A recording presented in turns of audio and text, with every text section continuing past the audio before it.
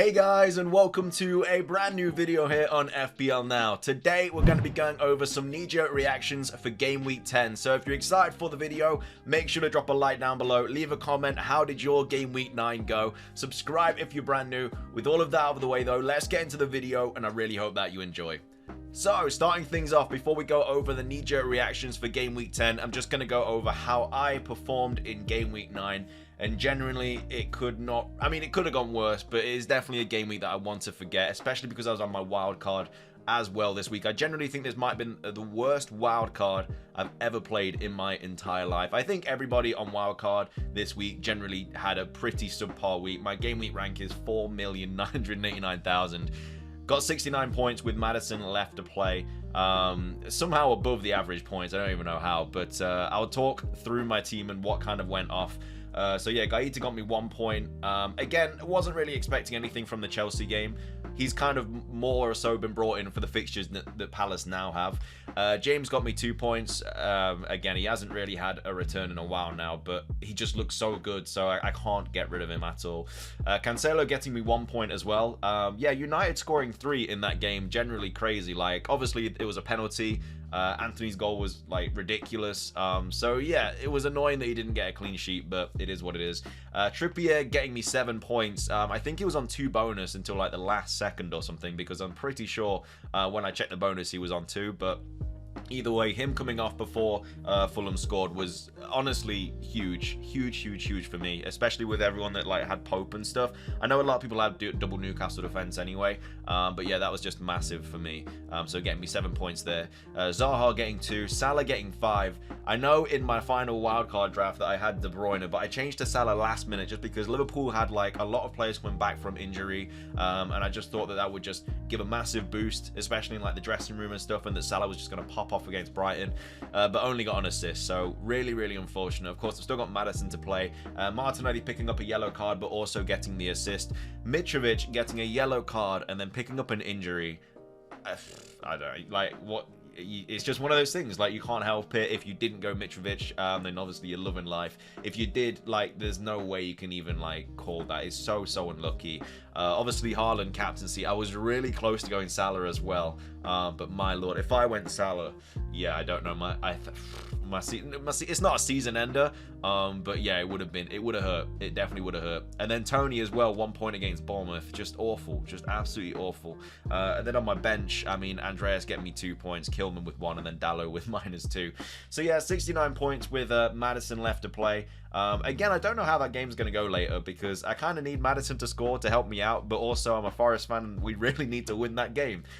So as long as we win 3-1 but Madison scores, I'll be happy. That would be perfect. But yeah, 69 points. Yeah, again, the most annoying thing here was just the Salah thing. If I kept De Bruyne, it was only like a 3 points difference. But the thing is, De Bruyne now has Southampton at home, which of course is such a good fixture for City players, whereas Salah has Arsenal away, so not really good at all. And again, I worked it out, I didn't want to, but if I hadn't have played my wild card this week, because last week I had Bowen, I had Kane, and so I think I would have finished on like 90 something points this week if I didn't wildcard. So yeah, that's just why this was the worst wildcard ever. Really hurt, Of course, a wildcard isn't kind of, you don't really base a wildcard on 1 week. Of course, is up to like I wildcard now up until game week 16. So it's one of those things. I have to kind of wait and see what happens by game week 16 to see if it's worked out or not. And at this moment in time, it hasn't. Like, I'm 20 or 30 points worse off wildcarding this week. But yeah, that's how my game week 9 is going. Again, needs something from Madison tonight, but yeah, it's probably going to get like 2 points. I don't know. I feel like Forest can beat Leicester. I feel like Forest will beat Leicester tonight, and then like Rodgers will go. Some people are saying that whoever loses tonight, you know, that manager's getting sacked, but we'll see what happens. But anyway, that's my game week 9 score. Let's go into the knee-jerk reactions for game week 10 though. And yeah, Trossard on the back of a hat-trick, 374,000 people bringing him in this week. Brighton fixtures, they're not terrible, but they're not like the greatest. They've got Tottenham and City in the next 4. but they do also have Forest at home, which is obviously a really nice fixture. To be fair, I think Brighton players are a team that you definitely target when we get all the free transfers in Game Week 16, because they've got Villa in Game Week 16, then Southampton. Arsenal's a tough one, but then Everton. Liverpool, I mean, we saw what they did at Anfield, so then they've got Leicester, Bournemouth and stuff like that. So yeah, but I completely understand why a lot of people are bringing him in.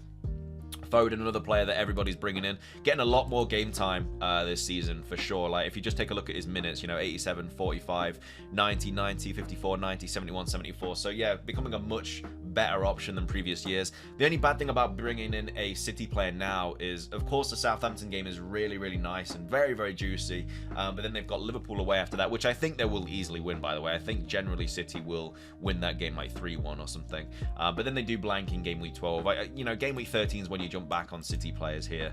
But yeah, I understand why people are bringing him in, but I don't know, it might, like, if he doesn't perform in the Southampton game, then he's got Liverpool and then a blank. So it's one of those things, like, you may have already missed the train, so you might just have to kind of jump on like Fodens and De Bruyne's and stuff like that after the blank. Trippier, another player that's been brought in heavily.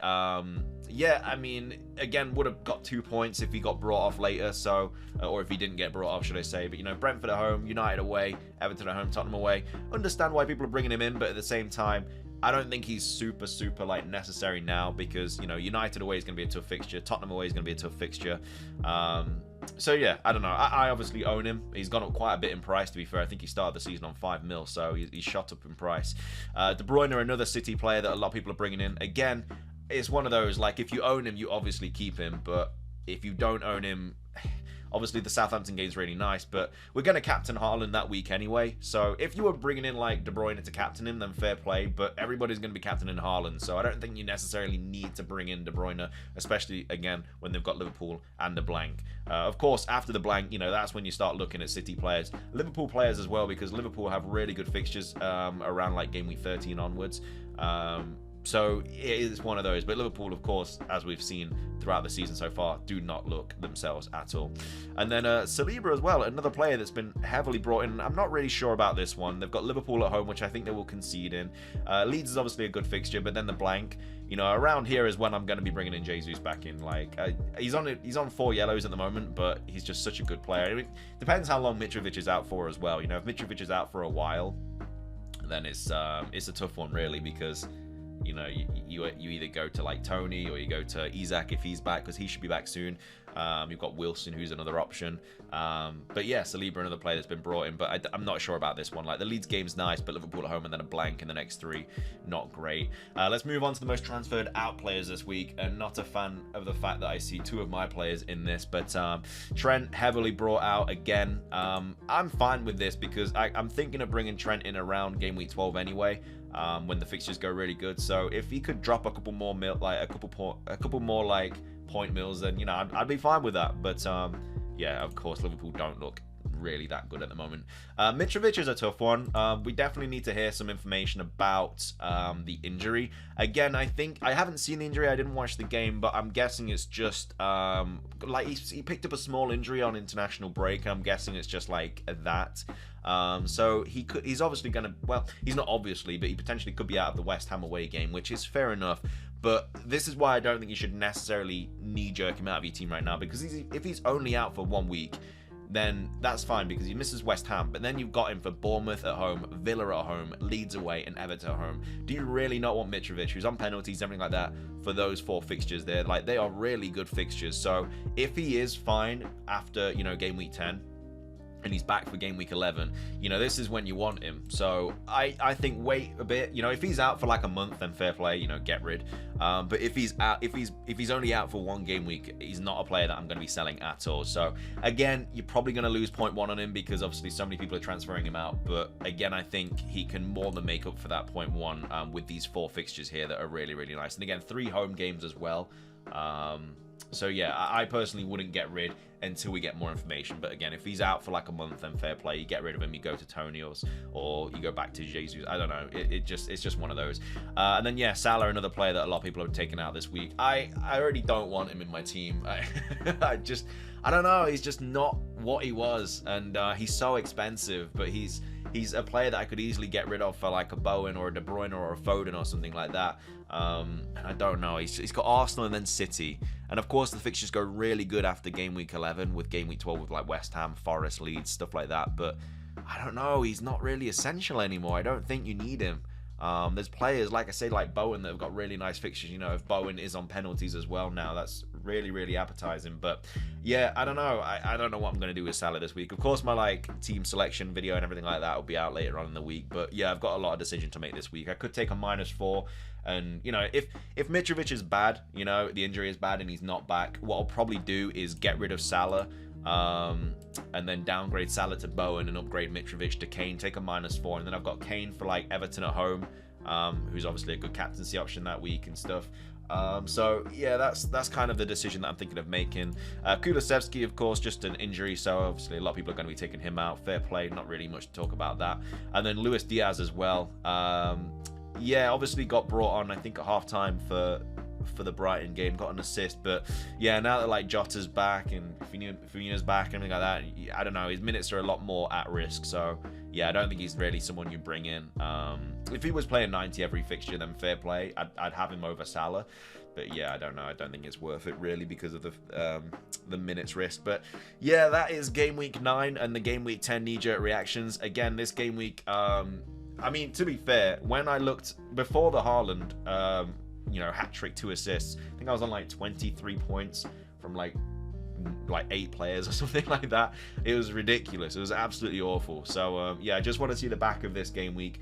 And again, hopefully next game week I can get a lot of those points back. I've got a red arrow this week. It wasn't the worst red arrow. You know, I think I went into the game week on, I think I was like ranked 23, 22k, and I've gone down to like 53k. So it's not the worst thing in the world, but definitely if I didn't wildcard this week, I'd be in the top 10k now, I'm pretty sure, an extra 30 points easy. So it's really hard. It's a hard pill to swallow, but that is FPL. You have your good weeks, you have your bad weeks, but we move on.